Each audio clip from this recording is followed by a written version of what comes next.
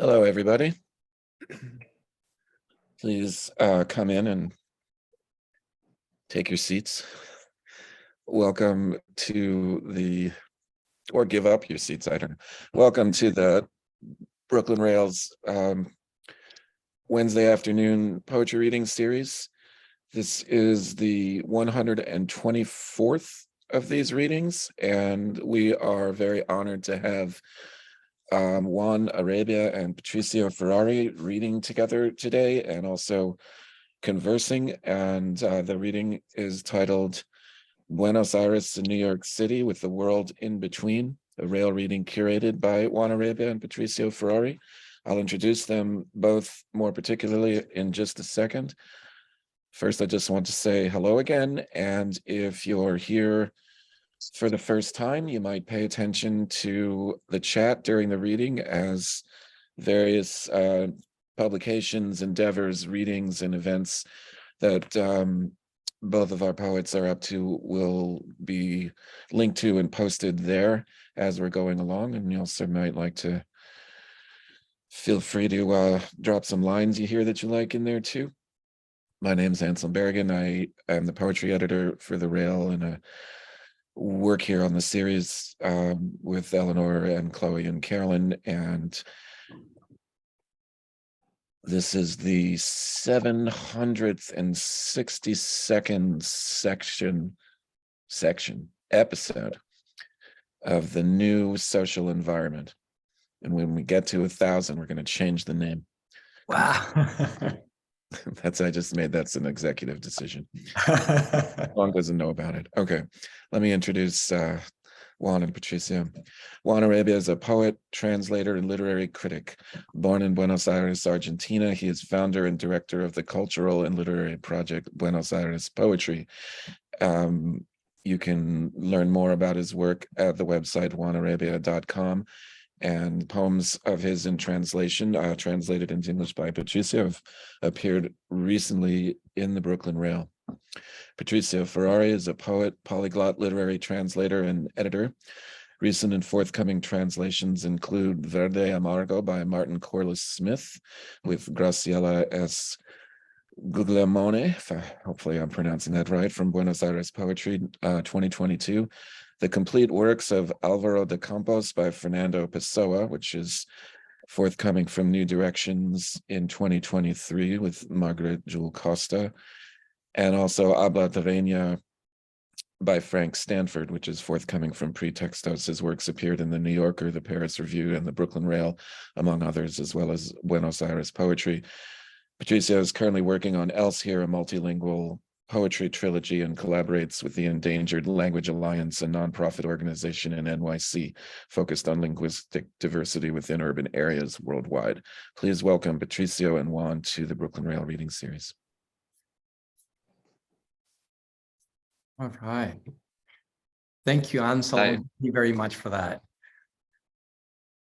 So, and thank you, Eleanor, Chloe, and Caroline for hosting us today, and for everyone taking time this afternoon to be with us, and here in both New York and all the way in Buenos Aires, where our friend and poet Juan is today. We are going to be reading from a wide range of works, both Juan's and my own, as well as some translations that we have been working on at this moment and for the last couple months.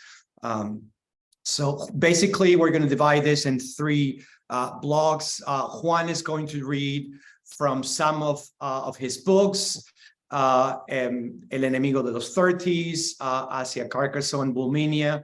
Then I'm going to come in and everything will always be in bilingual Spanish and in my English translations. Then I'll be reading mainly from the first volume of the Elsehere trilogy, which I'll say something about when I get to read. And then I will close with one poem from the second volume, Skeins. And then in the third block, we'll read from our translations. Juan will read from Harlot Renaissance, which is a forthcoming book.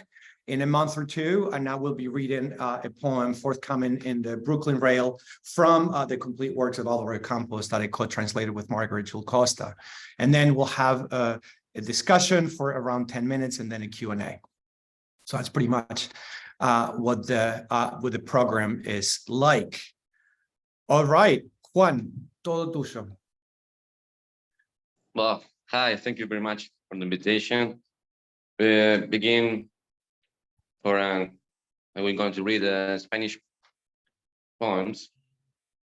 And always we begin want to with- say, if you want to say a word or two about each of your books, when it came out, or anything in particular that the readers should know, feel free to. If you want to, if not, we'll do it at the end in the discussion. Oh, it's okay. I will try to make a chronological, right? Okay. I will start with my first book, with 2 poems from my first book, and then with the other ones, even some unpublished poems for the last one. Okay. So this book, Juan, came out in Buenos Aires Poetry Press in 2013, right?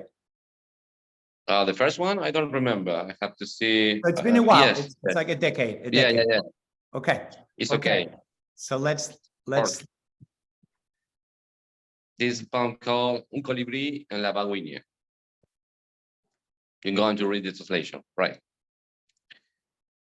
En la rama más baja de babuinia descansa el negro azul marino, el colibrí inadaptable, púrpura como el placer del límite, sediento como la destructora raíz del sauce. Néctar, licor, hachís, como el origen del fuego. En América las flores se alimentan legiones. Brota el alga del renacuajo, el grillo sacude banderas. Ermitaño es el sol como el maíz y el lugar donde el ave del silencio canta. Inadaptable antes que el carbón y el vapor de los corsarios en la rama más baja de Babuinia. La esclavitud occidental, las ratas, acá mueren enfermos los sonidos de cacería. Brota el húmedo aire de la brisa en círculos de rebelión.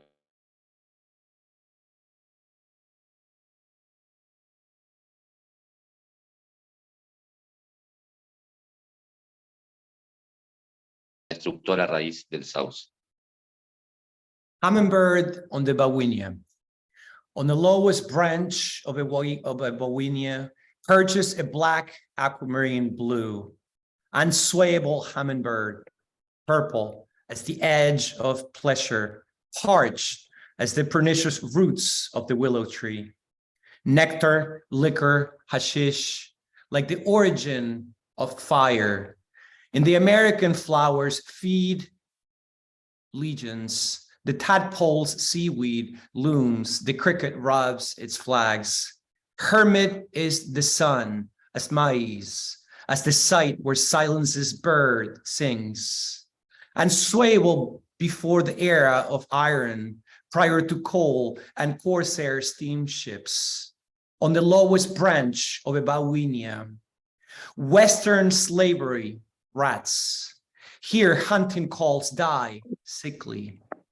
Damp is the breeze, looming with rebellion's rings. On the lowest branch of a Babuinia, perches a black aquamarine blue.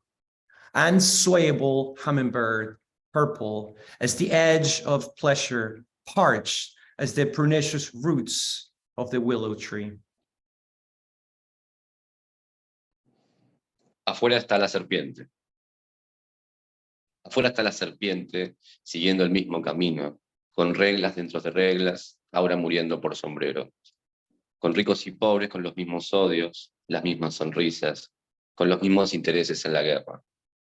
Esta es la única guerra, nunca termina. Antes los países pensaban que las reglas formarían nuevos mundos, pero ahora la guerra tiene un rostro individual. Así la serpiente crece con esto. Es como un lenguaje, una prisión, el aire entero del bosque lleno de lluvia. Outside lies the serpent. Outside lies the serpent, seething along the unchanged path, with rules within rules, now dying by hat.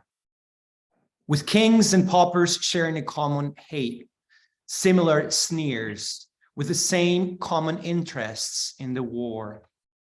This is the only war, and it never ceases.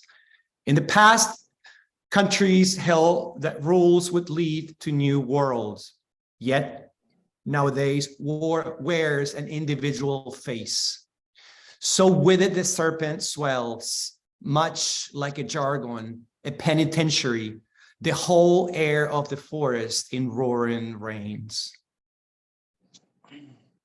Thank you, Patricio. Well, now 2 poems from the book called Hacia Carcassonne, right? Carcassonne. El único castillo construido hacia el horizonte es el de los pájaros. El otro es el refugio de los pobres, que siempre exigieron autoridad, representando el teatro de las criadas en las luces ocultas del atardecer. El trovador mojaba su pan en todas las fuentes, en tabernas ocultas. Bebía de cierto campo, sustancial como el excremento de un rey. Carcassonne. The sole castle erected towards the horizon is the one of birds. The other is the refuge of the impoverished, who always demanded authority, playing the servant's part in the occult voices of dusk. The troubadour soaked his bread in every fountain, in cloaked taverns, imbibing from the other land, imbibing from that other land, vital as the excrement of kings. Almea. Las nubes de esta noche desdibujan demonios en el cielo, destruyen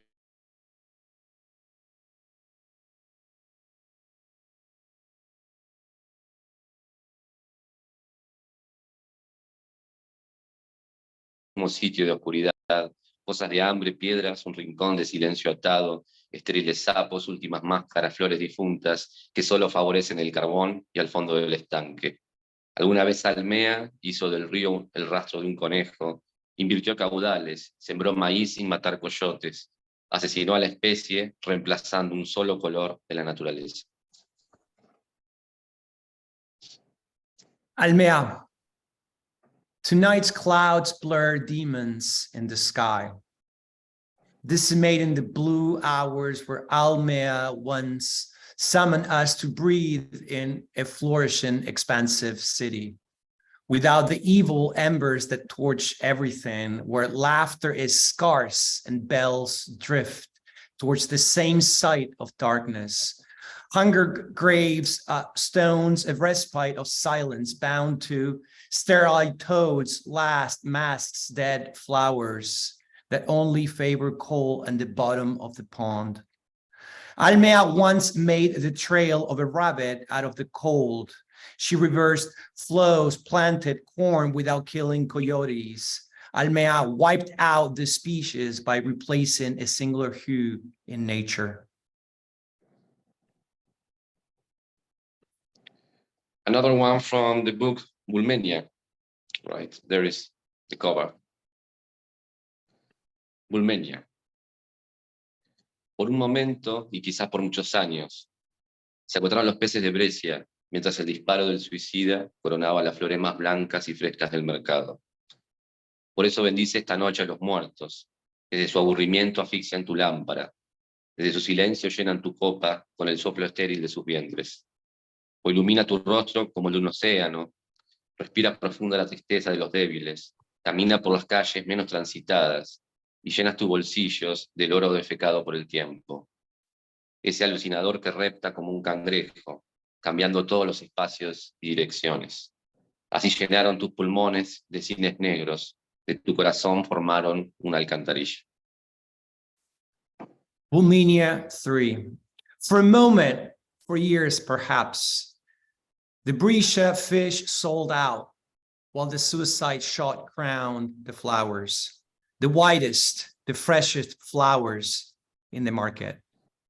For this, bless the deceased tonight, who from their boredom extinguish your lamp, whose silence fills your cup with a sterile breath from their guts, Or illuminate your face, oceanic.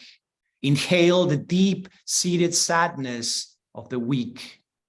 Inhale the deep-seated sadness of the weak. Let your foot fall on the less frequented streets and fill your pockets with the ore defecated by time. That hallucinatory one who crawls like a crab, changing every location, every distance. This way they filled your lungs with black swans, and from your heart they created a sewer.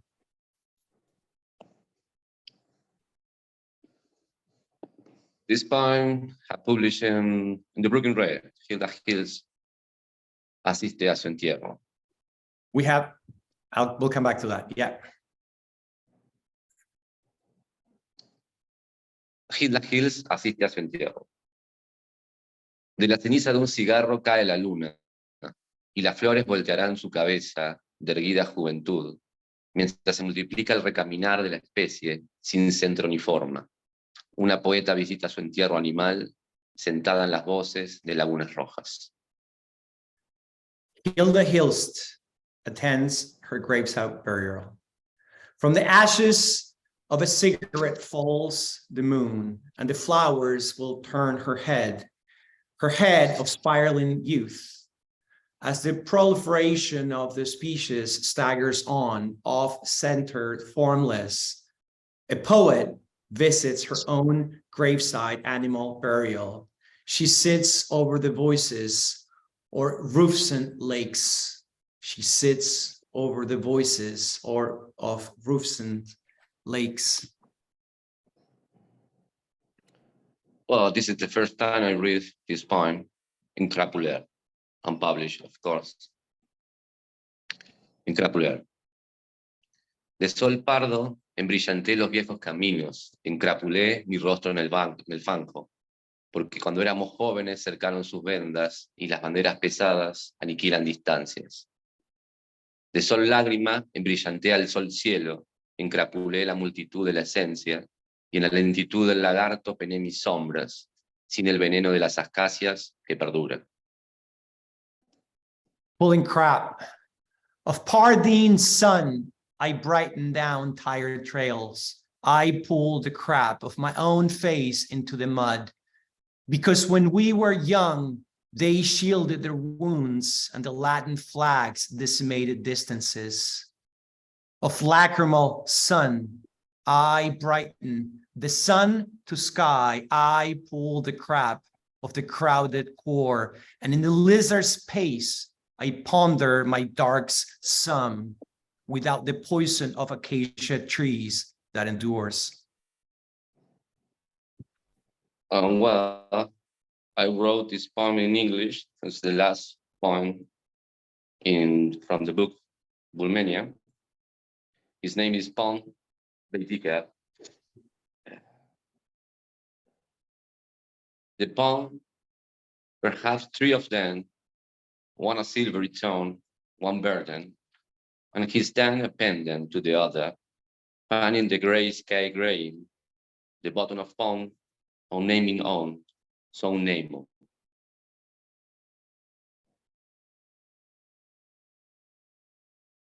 And Juan, do you want to read the Nueva Poesía poem, the last one, or? I forget that, sorry.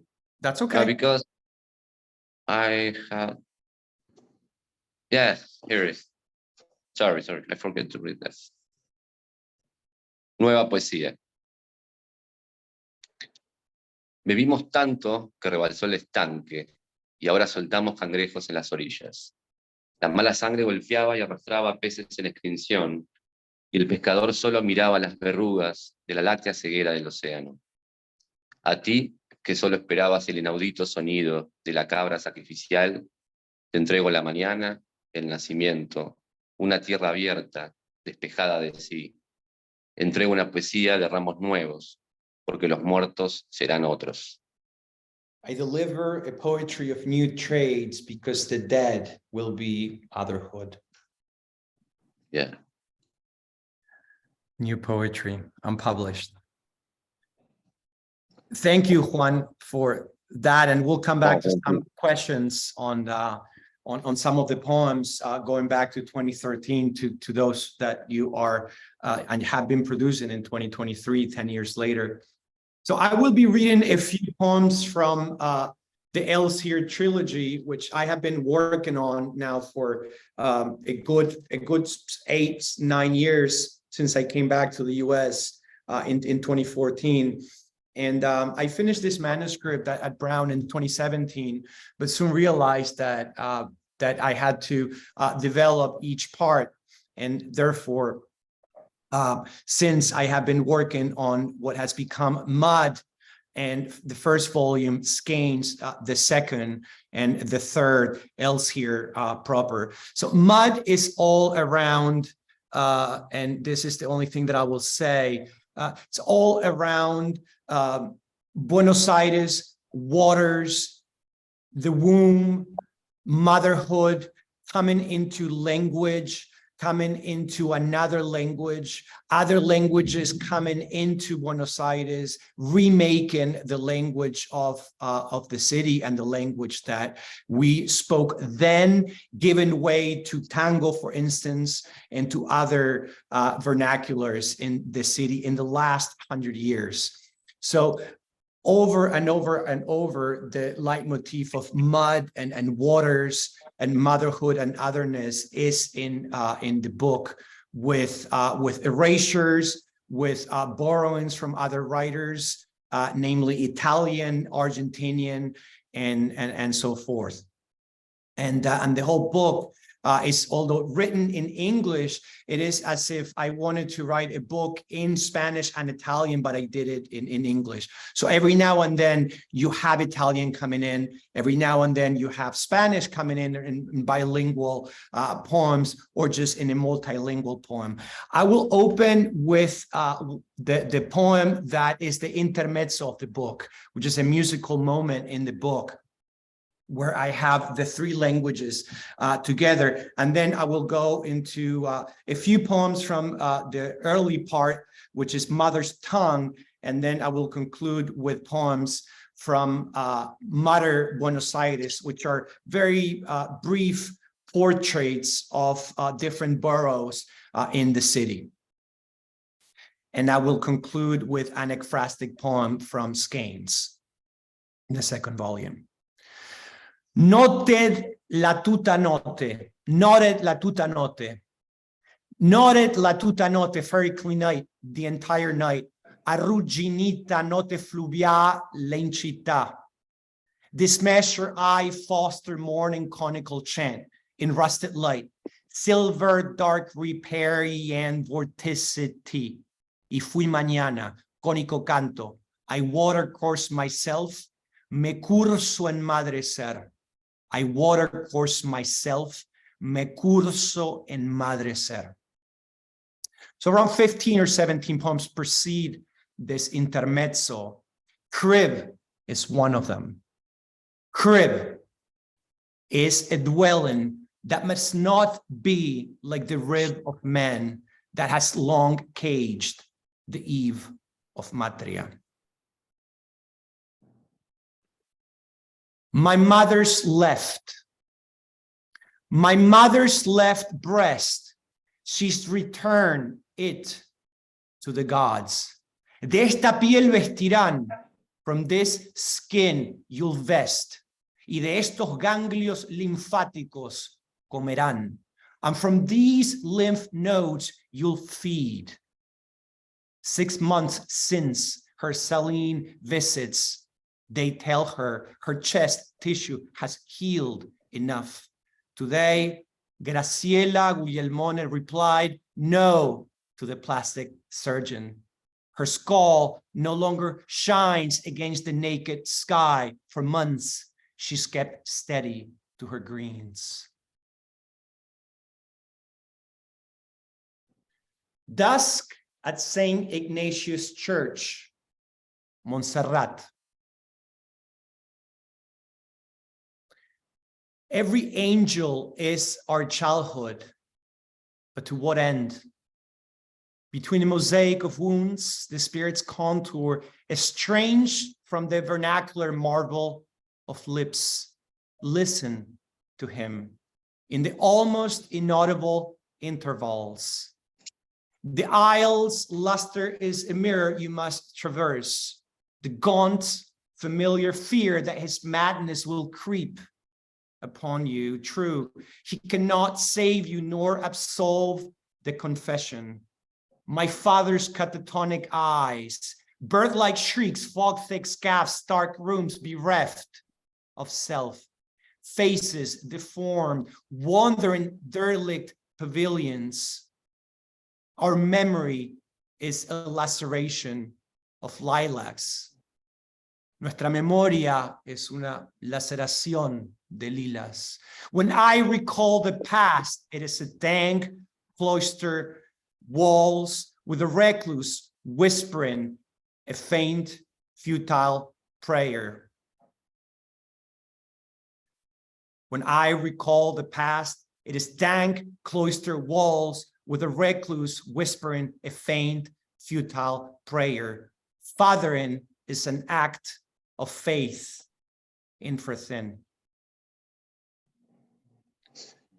From the flea market at Plaza Dorrego, a few feet from where Juan is right now, and I wrote this right where Juan is sitting at his desk this winter. From the flea market at Plaza Dorrego, San Telmo. Derelict domes, doom is the height of hawks. Those who hear all how they become inaudible. Ashen is the sound, but this urn of hands. Ashen is the sound, but this urn of hands. Relics lure beggars.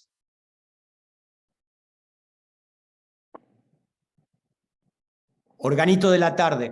Now close mud with this erasure that I did from a very well-known tango that we all grow up with, and perhaps less and less, but still played on the streets, in the radio. I remember it going to different stores in the outskirts of Buenos Aires where I grew up, hearing it often. It was written by Jose Gonzalez, and in the lyrics composed by his son, Cátulo. Organito de la tarde. Al tardo viejo, notas de vidrios crepuscular, dándole manija, un hombre marcha, mientras dura de halo arca de tango el paz. Arca del tango el paz. Little organ of the eve. Al tardo viejo, the all terran notes of crepuscular glass. Dándole manija, a man doles out the past. Un hombre marcha mientras dura de halo, turning the handle of a lasting, turning the handle a lasting halo. Arca de tango el paz, of tango's arc. The handle, a lasting halo of tango's arc. And I'll just finish with this ekphrastic piece that may open skeins. I'm still very much in the works with this second volume. So in the first volume, it's mainly Argentina, it's Italy coming in, Buenos Aires, motherhood skeins. It's all in the US, and it's Englishes in the US. Different English is spoken by different communities throughout the US in different states. And I chose a poem that I wrote this summer in Santa Barbara, where they have this piece by Richard Anuszkiewicz, the Polish-American painter, very well known in the 60s and 70s for his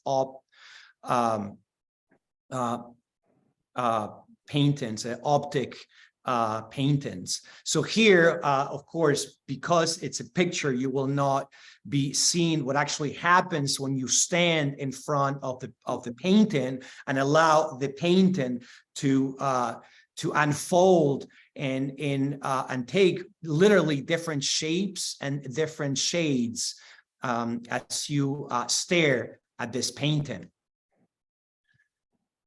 So I wrote this sonnet about it. Richard Anuskiewicz, Center Green, 1979. For Judith van Ambring. Center Green is the first eye, perhaps orange, the second, and throughout our mere existence, contrasting pairs return in endless patterns.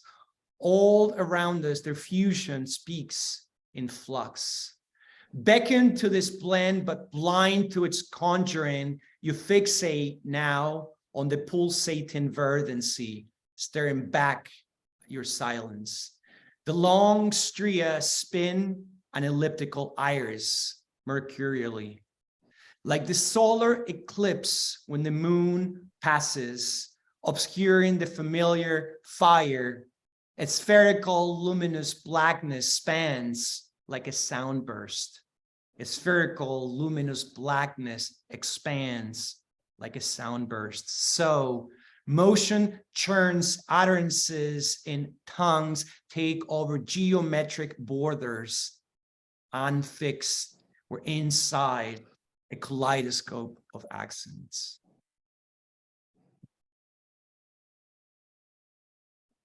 Thank you. So we'll now come to some of the translations that Juan in Buenos Aires and myself here in the US, across the ocean with Margaret in England have been doing with Pessoa. Juan. Yes. We're going to read one translation of Claude McKay. We're preparing. Maybe we'll start with, you want to start with McKay or with Gwendolyn Brooks? Well, McKay is all right, because okay. I'm going to read one poem from Harlem Shadows, this very famous book there, but not here. Viento subterráneo. Muy abajo, a través del gran intestino demacrado de la ciudad, el gris tren que corre lleva el viento cansado. En los vagones repletos, los ventiladores cortaron el aliento de la multitud, dejando atrás el aire enfermo y pesado. Y los niños de mejillas pálidas,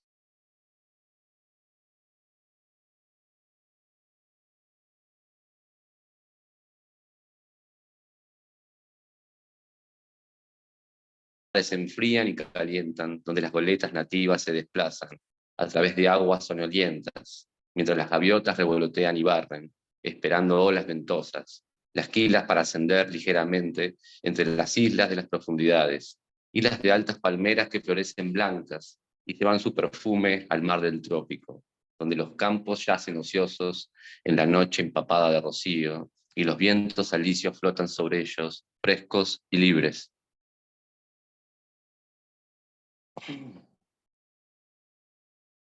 And the Gwendolyn Brooks? Ok. Verdad. Y si sale el sol, ¿cómo lo salvaremos? No le temeremos después de una tan larga sesión en la sombra, aunque hayamos llorado por él, aunque hayamos orado durante todos los años de la noche. ¿Qué pasa si nos despertamos una mañana resplandeciente y escuchamos el martilleo feroz de sus firmes nudillos golpear contra la puerta? ¿No nos estremeceremos? ¿No iremos al refugio, al querido y denso refugio de la familiar bruma propicia? Dulce, dulce es el dormir en la frescura de cómodo desconocimiento. La oscuridad cuelga pesadamente sobre los ojos. Bien. So that was Gwendolyn Brooks and Claude McKay in this forthcoming Harlem Renaissance that Juan has been working on, both as editor and translator.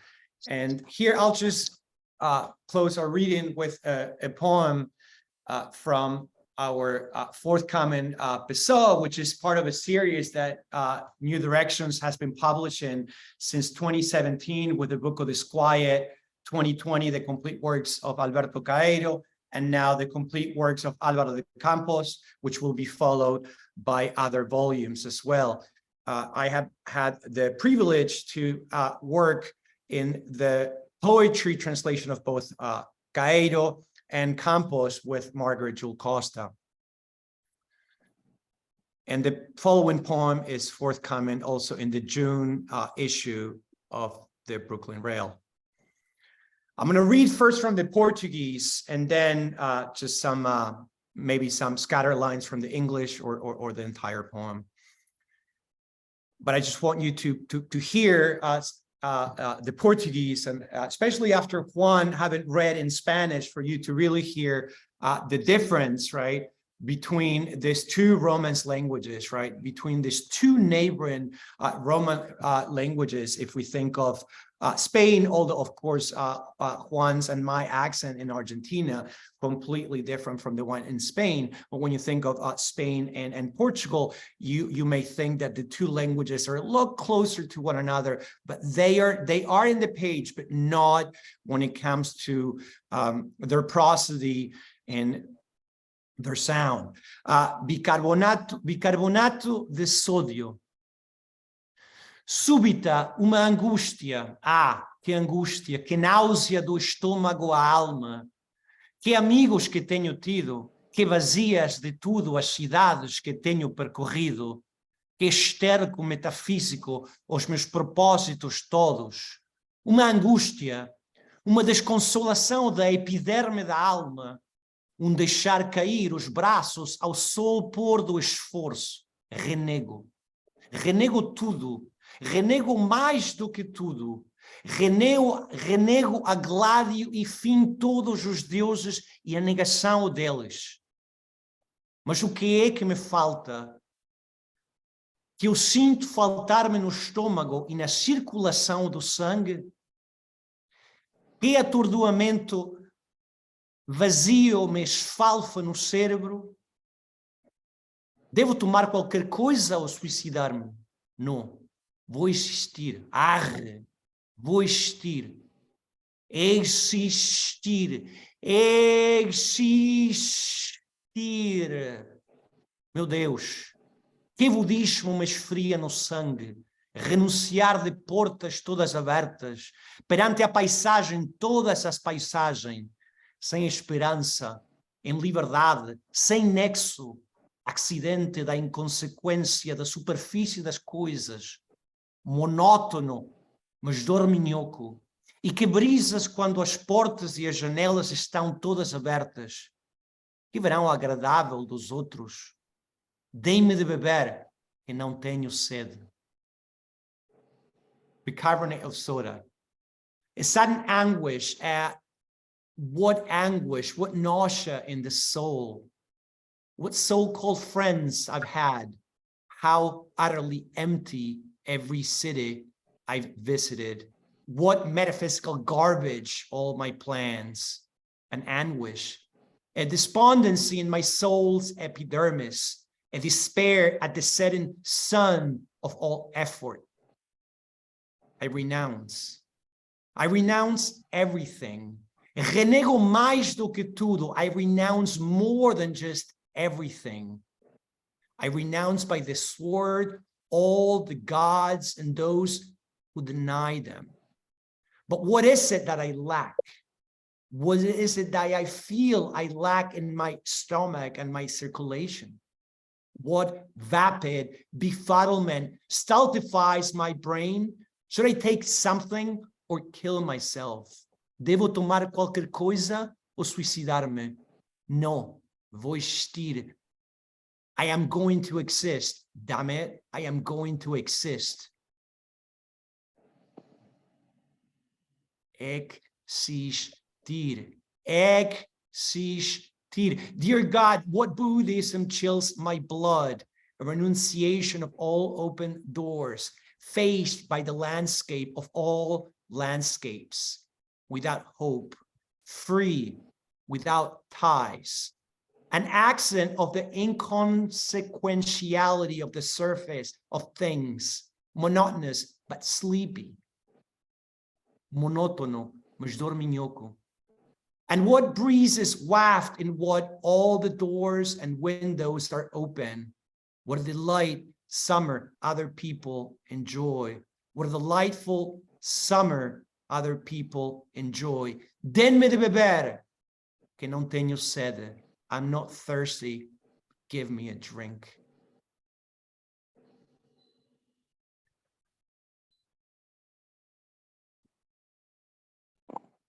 Thank you. So Juan, I thought we would have a few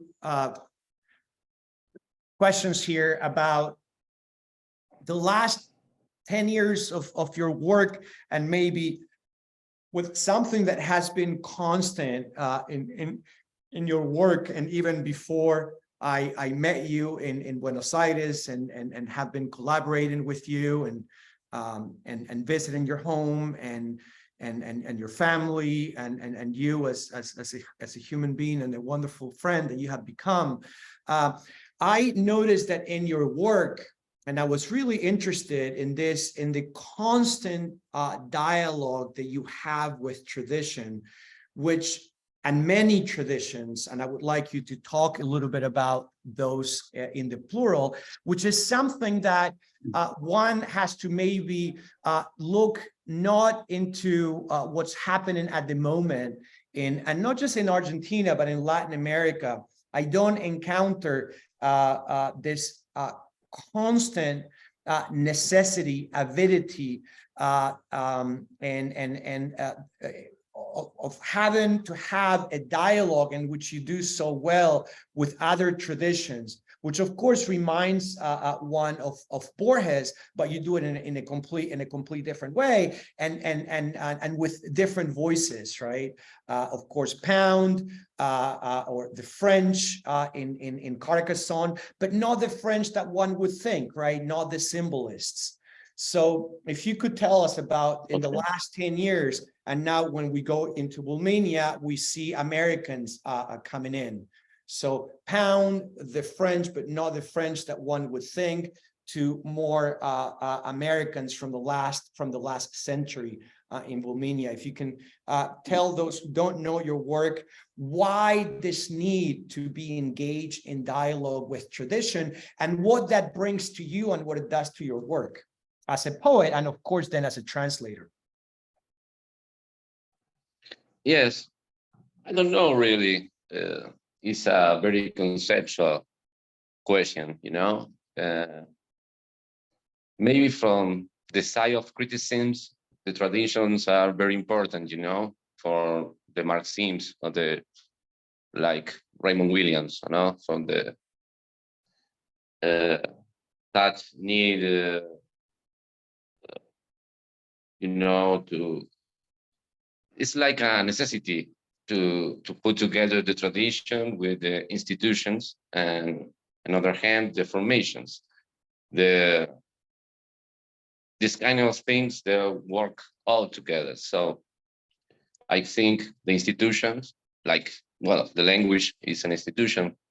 So, and the formations and the traditions works against the institutions.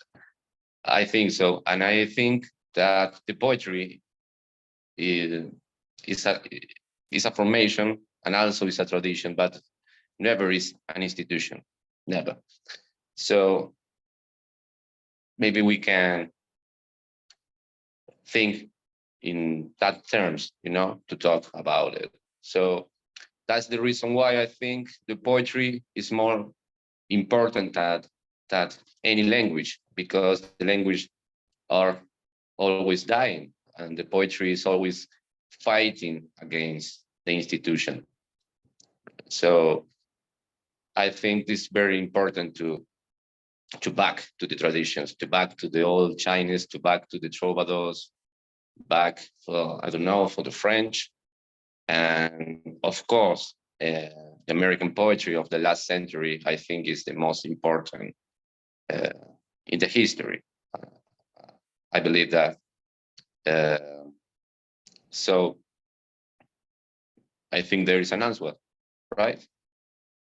Yeah, and of course. And do you want to maybe share a few names that have excited you since you're in the last few years, you keep coming back to the US, namely to New York, and what poets from the last 100 years, now you have been working with the Harlem Renaissance, but what other poets have been really exciting you, both as a reader, as an editor, as a poet, and as a translator, of course? Well, there is a lot. There is a lot of poets. I think, well, Mina Loy is one, but it's English, right? But it's like an American. And also Marianne Moore, of course. I like very much the Martin Corless-Smith, your translation. He's a British, but he lives there. I don't know, there is a lot. I'm always in complete formation with a lot of poets. So, but also I like very much all the beat generation, of course, especially the poetry of Kerouac. I like very much, and then of course Robert Creeley and William Carlos Williams, and especially like very much all the criticisms of Denis Levertov. I don't know. There are so many. Thank you. That's good. And I would you say that this is something that you because many of our people in the audience would probably want to know what's happening in Latin America today in terms of poetry. If one were to say what is the poetry like, the poetry scene in Latin America or in Argentina? Are they also in dialogue with the tradition or traditions? Are they also trying to establish a conversation with the US? Or you feel like pretty much a loner in that regard? I think it's very different from America because the is not important. Maybe yes, it's more important in Chile, you know, because they have 2 Nobel Prize and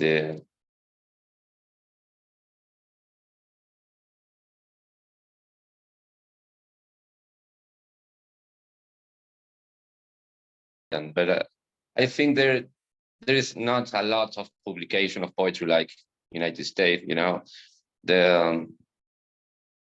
So I don't know really. I like some poets from Latin America. I don't know. I like very much Efraín Huerta from Mexico. I like very much Nicanor Parra from Chile, but I don't understand the current situation here in poetry. I think in other hand, the globalization is more important than language, you know, or continent. So I feel free to read or spend time with my mind in many countries. I don't know. I have been the last year in Romania. I have been in Mexico. I have been in New York. And now I'm back into New York. So I'm not thinking. I'm really don't think in that terms of Latin America. Just I'm just live here, but I don't know. No, that's never changed. Nothing to me. So.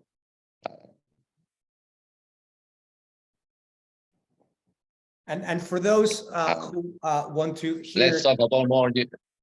Maybe we can talk. You say like Romance language. Yeah, about Pessoa, no? Or about why, in your case, Pessoa is important. You asked me for my tradition, no? And I ask you why Why Pessoa? Why him? And not So Pessoa came into my life as I was in complete rupture and enthralled with the French language and French and French poetry, and not necessarily the great classics of French poetry. And I owe to Pessoa a lot of debt. And one of the things that I owe Pessoa, who I encountered over 20 years ago in Paris, is that he saved me from falling onto being on a path that today I see very, very distant, where language is almost more important than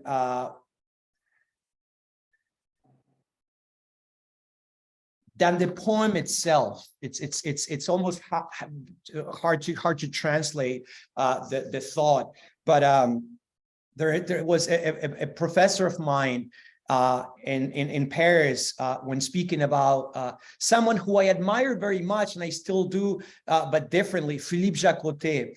And I remember my professor, Daniel Pajot, he said about Jacotet, il est trop parfait. He's too perfect. Almost as if today I hear that as in more the language than the poetry itself, the concern being, right?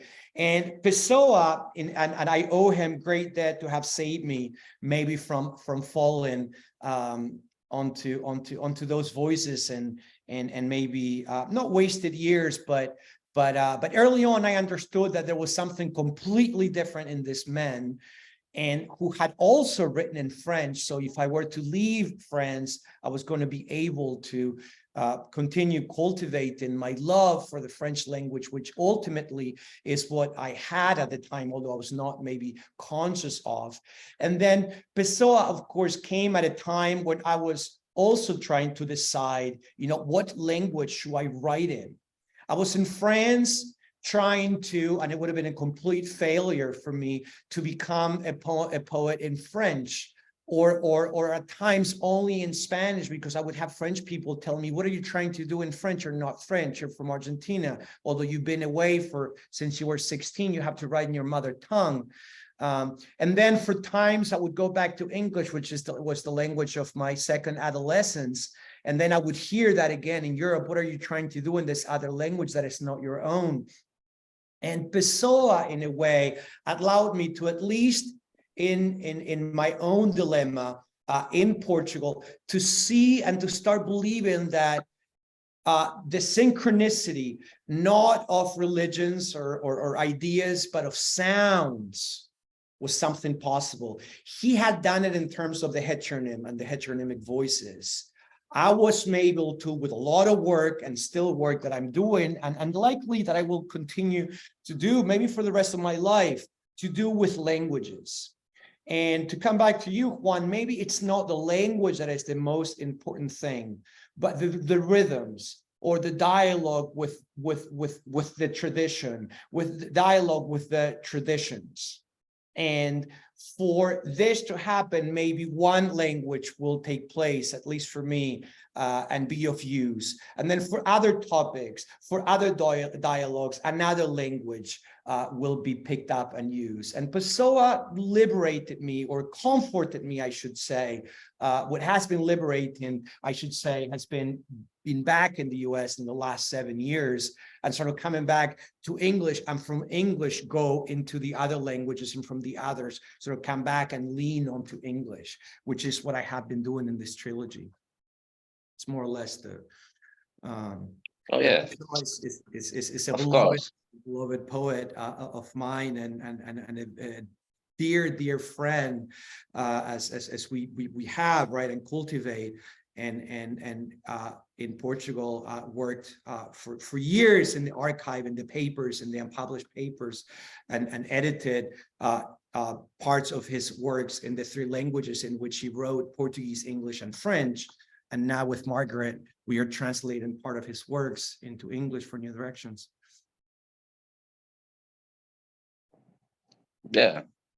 Well, I think it's very, very important to talk about these kind of things, about poetry against institution, right? Because one of the most important thing for me and for the tradition and in the history, you know, like the troubadours or the trovarclus as the elliptical or hermetic poetry was a war, in fact, for the Occitan people, because they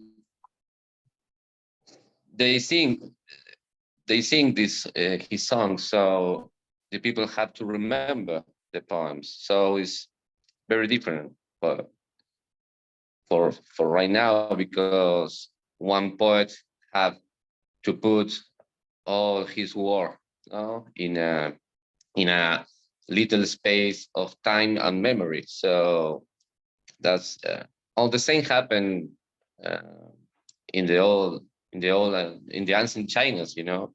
And I think right now the battle is not against the memory, is not against the book, of course, is against maybe the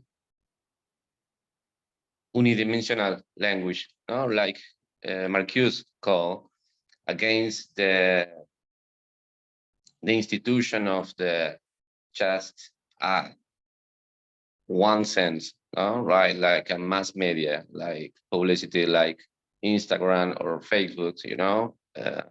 They are trying to make with the language and an instrumental thing. So we have the poetry to war against this kind of things right now.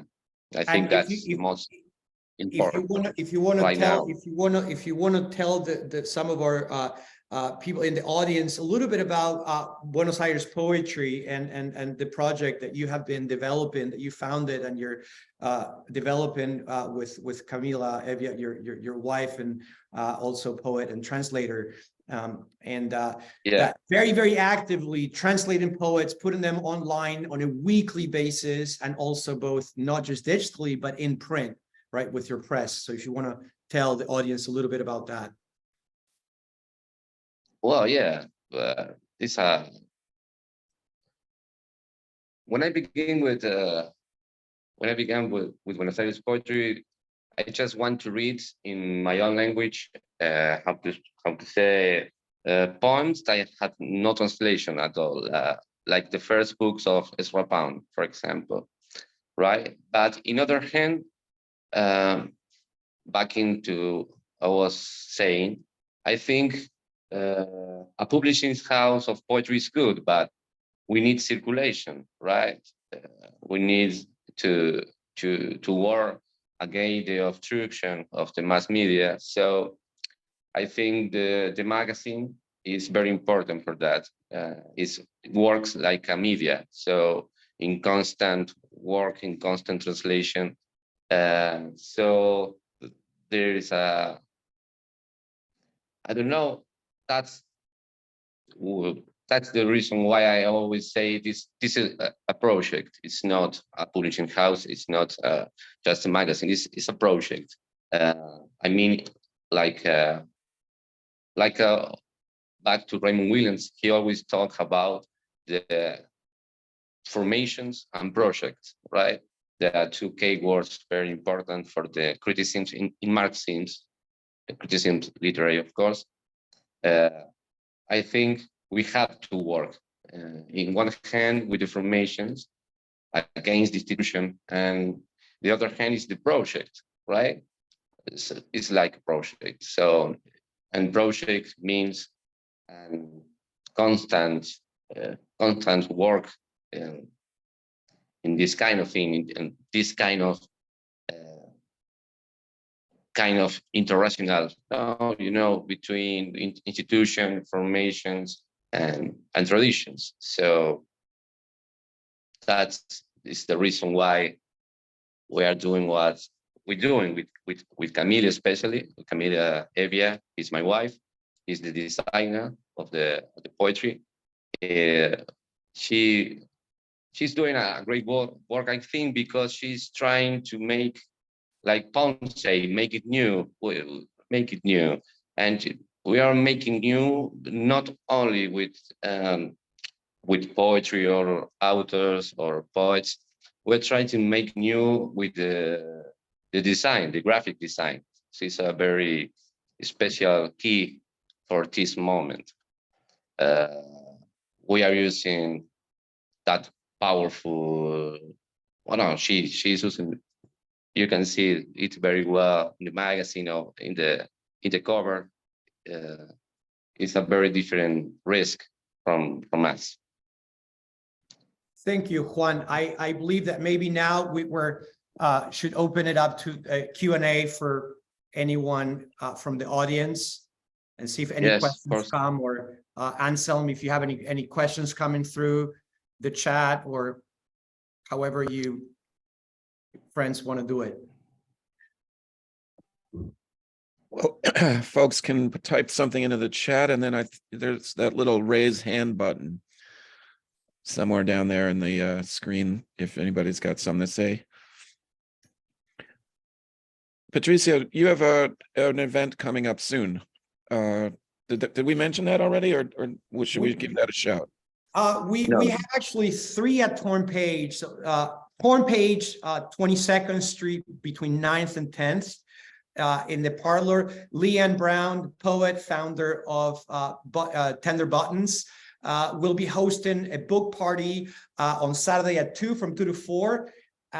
April 1st, Fence has the East Coast official launch of issue 40, and I'll be reading along with other poets and fiction writers. That is April 1st, always at Turn Page. And on April 16th, under the umbrella of World Poetry in Translation, which I began and it opened last Sunday, I will be hosting Wan Ying from China, who currently lives in New York City, in Brooklyn, as a matter of fact, and Juan Arabia coming to New York, and we're going to be they're going to be reading from their works, both in Chinese, Spanish, into English, respectively. And then we're going to be having a discussion about multilingualism and translation as well. Great. Thank you. That's going to be terrific. And we've got a couple questions that have come in. G.E. Schwartz has asked the question that you can probably answer in the next 10,000 years. What is the future of poetry here and in Argentina? I don't know. I don't see much future. I don't know. I just see what we did today, and that's part of it. I am more concerned with that's part of the present, not the future. With the present, and this is projects like the Rail, with the readings, with the Zoom readings, 124. That shows engagement. That shows a continuation. That shows tenacity and a devotion to poetry. What Juan is doing in Argentina with New Directions, and what we're doing with Pessoa. So it's just different clusters, right, of people collaborating. I would say collaboration is key today in 2023, and different mediums, not just think in terms of only print or only digital or only video, but collaboration and exploration. And cross-generational, and certainly in a transatlantic dimension, without a doubt. And across time, right, translating not only those who are contemporaries, but those who are dead yet very much alive, and oftentimes more alive than those who are writing today. So not forgetting the great ones, and retranslations at times of the great ones. Thank you. And that actually sets up the next, well, it's kind of a two-part question that's come through from... What do you think about the future, you, Anselm? What do you think about the future of the poetry? Well, Well, my first thought was the future's always arriving. And my second thought was, I was asked once at a reading in Romania, because I was traveling around there and giving some readings with Andrei Codrescu. I was asked what poems would look like in 50 years. And I said they would be laminated so that they could float. But otherwise, I tend to agree with the notions of translation, retranslation, collaboration across media, and making it strange too. Nacho Oladen, if I'm pronouncing your name right, has asked, for both of you, do you think a poet should frequently translate as part of their education? And does translation play an important role in your craft? Which I assume is about translation and how translation informs. The short yet deep answer is yes and yes. Then how much? Then that's up to each one to say, you know, how much every year, how much every month, how much every week. But yes, yes, and yes. And I cannot not think of any great poet who did not have a relationship with a language other than their own. If anything, as readers, and we know that Shakespeare read in other language, although he wasn't a translator. Someone was able to reconstruct his library based on the intertextuality found in his work. So for poetry, my answer would be yes and yes. I do not know if that is the case for fiction. But yeah. Juan? Yeah, I think same. I think the same. Yeah, totally. Because, like Ashbery say, ballads were produced by all society working as a team. They didn't just happen. So the poetry, I think, is the same. I'm completely agree with you and Ashbery, and of course, Ezra Pound. I think, well, there is the future on poetry, the translation, of course. And one of the future things, one of the things that I know we talked about it with Juan. Juan was going to Romania, and within a few days, he was able to begin translating lines from the Romanian, and more or less work with that rather fast, and which reminded me of something that I learned years ago from Merwin. W.S. Merwin, who translated from more than 20 languages, I believe. One does not have to speak a language to translate from a language. That doesn't mean that it's very simple and can translate, you know, from day one and publish. That's a different story. It's a very serious business to publish translations. But to do it for oneself as a workshop, as an atelier of poetry, of course, one does not need to speak a language to translate from a language.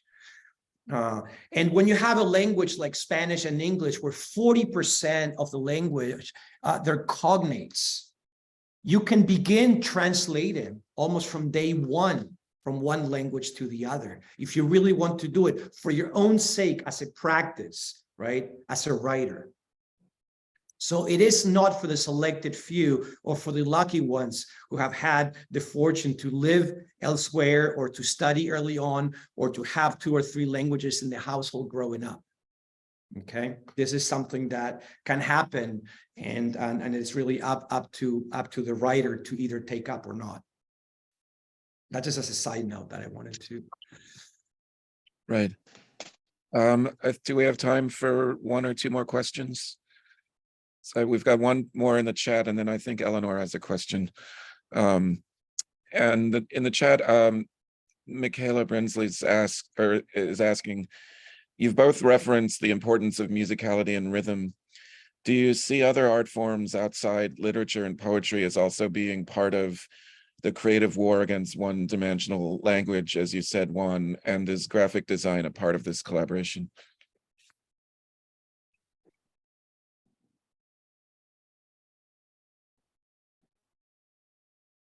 Sorry, is Patricio is talking? Patricio, No, go ahead. If you want to go ahead with the design side of the question, if it's part of this dialogue, right, in terms of arts and the rhythm and musicality. Yeah. I'm agree with that, because the origin of the modern poetry is music. So I'm completely agree, because that's I don't know how to put it, but it's the most important feeling, no, in poetry, because the sound is more important than the sense for us, right? And so I think I'm agree. I don't know if you agree about that.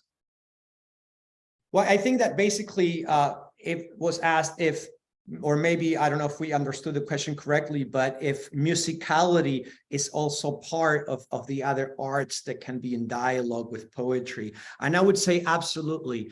And if you, I'll just mention, if you look at what Richard Anuskiewicz did in his op art and that painting, it's all about rhythm. It is all about rhythm, and so patterns and the breaking away from patterns and the recreation of patterns.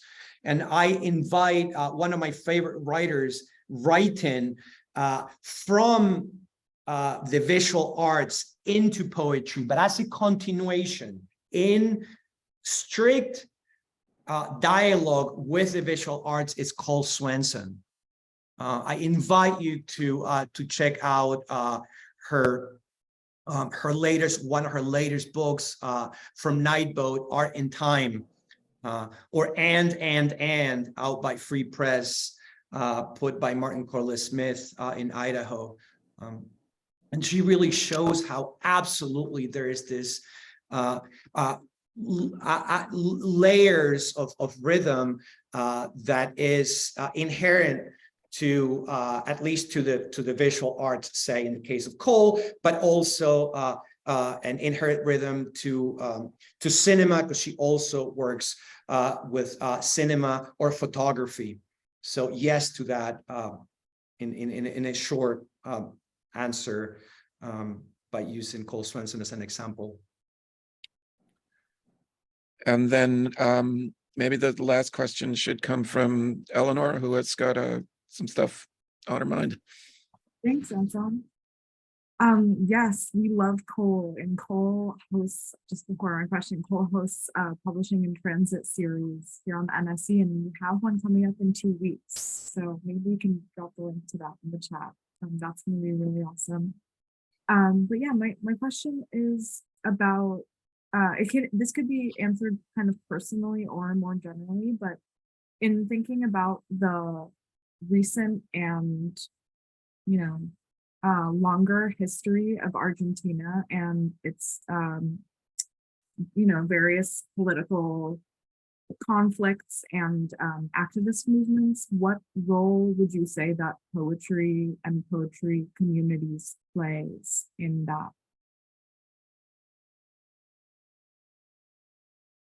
You asked about the role of the poetry.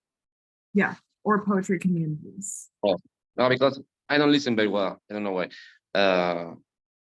Well, I think we talk about it because I think the poetry is a very full weapon against the institutions, and I think the great institution for excellence is the language, right?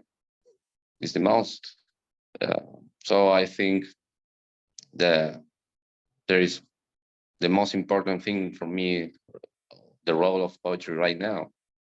I don't know what Patricio thinks.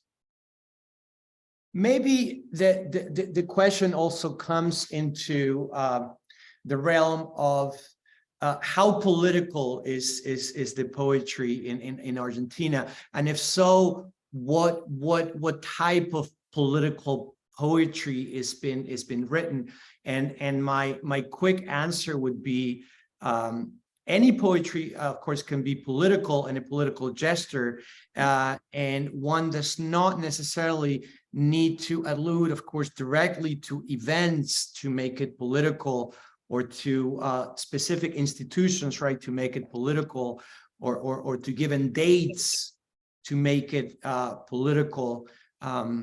For me, the poem about my mother is of the same, if not of that is the type of political poetry that I am personally interested in, because yet there is a name, but it transcends the name. I am interested in highlighting and not forgetting the Italians coming in, but also in the same poems have sounds of Yiddish and Polish and German. And that for me is political and not current, yet as part of the history of Argentina and beyond. And that is why the title Mud and not a geographic specific title. But unlike Juan's poetry, and Juan will also give an answer, and I want to hear him, but Well, unlike your excuse poetry. me, but Yeah. I want to say something, because for the American people, there is a big difference between Argentina and United States, because United States use a language for England, you know, and we use the origin, right? And we use the Spanish from Spain, but still today from Argentina and the rest of Latin America is a relation of powerful came from Spain, right? That is different because in United States is the most powerful country in the world, or maybe China, right? But even today in Spain, we are a market, all Latin America, from the Spain, or from the Spanish. They want to use the Spanish like in Spain, of course. I'm talking about Spain. I am talking about Cervantes Institute right now, today. They still using the language like a tool, well, for government, of course, in a political way of subordination from all Latin America to Spain. Is a kind of difference. In America, the people can see that it's very different. So I don't know. It understands. Yeah. What I'm trying to say. Because, for example, in a Congress in Argentina from the Spanish, even the kings came to Argentina. So why a king came to Argentina in a Congress of Spanish? Because it's a very important market, all Latin America, for Spain. If you're talking about speeches, we are talking about is the second language more important after the Mandarin of China, the Spanish. So we're talking about a strictly war on language things. And this happened in Argentina, in Chile, Mexico, Colombia. There is a lot of countries. So it's very important to understand that. Even the Spanish, the Cervantes Institute they are saying that the Spanish, you always say the Spanish will be the first language in the United States. So that is a complete danger. It's an economic thing. It's an economic and political thing. So the poetry, Cortázar, for example, he always say, he always writes in Spanish, and he never was a trader about that. I don't feel that. I don't know. I don't feel the same. I feel that the poetry is more important than language, right? It's more important than language. You can write many language. I think it's very interesting. I don't know what you think. And I think it's important for to add to what Juan is saying, that some poets, and in Juan's work, you will see exactly what he said in his poetry at work. This is in some of his poems, exactly what he said, that dialogue between Spain and that domination, subordination. You do have in Argentina from the 80s and 90s and even today, poems that are about the dirty war. You do. That is poetry that Juan doesn't write, that's poetry that I don't write. But you do have poets writing lines that go back to those Argentinian moments, if you will. You do have that political poetry in Chile. You do have that political poetry in Brazil as well in the 80s and in the 90s. But maybe it's a poetry that with Juan, and I believe we agree here, that ends up being more insular. That one can also say and make it politically without making a direct allusion to this moment or that moment. That's why I refer to my mother, to the Italians, to the immigration, and to others. And yet, every now and then still make an allusion to moments that have stained, right, the continent. I don't know if Eleanor, if that helped. Yes, absolutely. Thank you. Well, we could go on. This has been fascinating, but maybe we should call it a reading and conversation and throw open the mics so everybody can say hello and goodbye. And Juan and Patricio, thank you so much for Thank you. Thank you. This is really fabulous. Thank you, Eleanor. Juan. And Thanks, Caroline. Patricio. I'm to Thank you. I'm to Torn Thank Page, you. April That was 16th. amazing. Thank you. Handsome. Thank you. Thank you. Thank you. Thank you. Thank Bye, everybody. Thank you. Gracias. Enjoy your Wednesday afternoon. Bye, everyone.